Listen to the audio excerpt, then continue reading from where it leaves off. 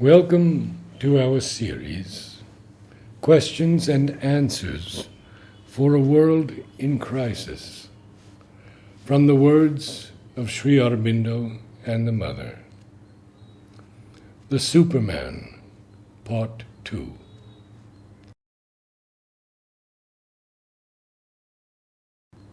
From the Mother. However, that self which we are not yet, but have to become, is not the strong vital will hymned by Nietzsche, but a spiritual self and spiritual nature. For as soon as we speak of supermanhood, we must be careful to avoid all confusion with the strong but so superficial and incomplete conception of Nietzsche's Superman. Indeed, since Nietzsche invented the word Superman, when someone uses it to speak of the coming race, willingly or not, it evokes at the same time Nietzsche's conception. Certainly, his idea that to develop the Superman out of our present very unsatisfactory manhood is our real business, is in itself an absolutely sound idea. Certainly, his formula of our aim to become ourselves, implying as it does that man has not yet found all his true self, his true nature, by which he can successfully and spontaneously live, could not be bettered. Nevertheless, Nietzsche made the mistake we said we ought to avoid. His Superman is but a man aggrandized, magnified, in whom force has become superdominant, crushing under its weight all the other attributes of man. Such cannot be our ideal. We see too well at present whither leads the exclusive worshipping of force, to the crimes of the strong and the ruin of continents. No, the way to supermanhood lies in the unfolding of the ever-perfect Spirit. All would change, all would become easy if man could once consent to be spiritualized. The higher perfection of the spiritual life will come by a spontaneous obedience of spiritualized man to the truth of his own realized being. When he has become himself, found his own real nature. But this spontaneity will not be instinctive and subconscious as in the animal, but intuitive and fully, integrally conscient.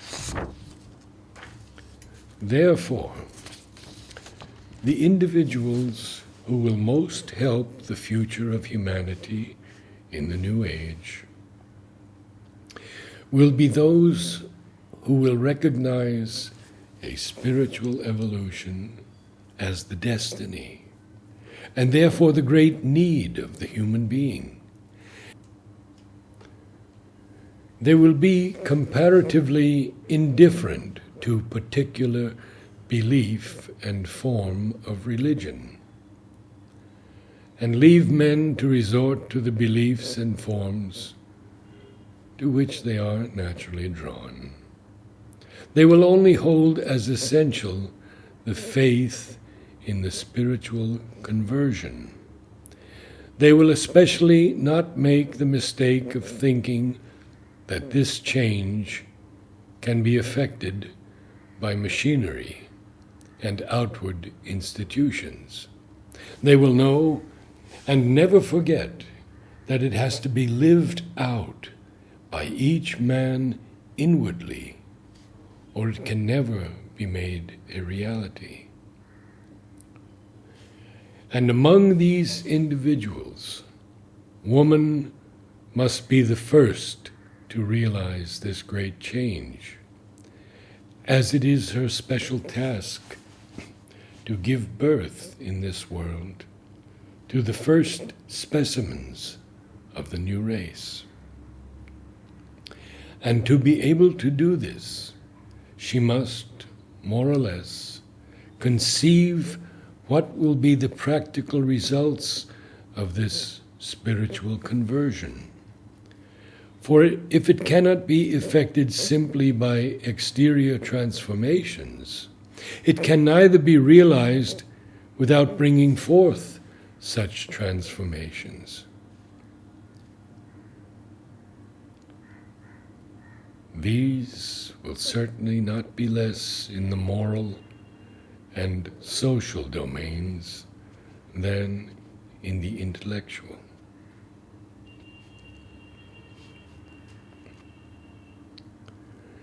As religious beliefs and cults will become secondary, so also the ethical restrictions or prescriptions, rules of conduct or conventions will lose their importance. Actually, in human life, the whole moral problem is concentrated in the conflict between the vital will with its impulses and the mental power with its decrees. When the vital will is submitted to the mental power, then the life of the individual or of the society becomes moral. But it is only when both vital will and mental power are equally submissive to something higher, to the supermind, that human life is exceeded, that true spiritual life begins, the life of the Superman. For his law will come from within. It will be the divine law, shining in the center of each being and governing life from therein. The divine law, multiple in its manifestation, but one in its origin. And because of its unity, this law is the law of supreme order and harmony.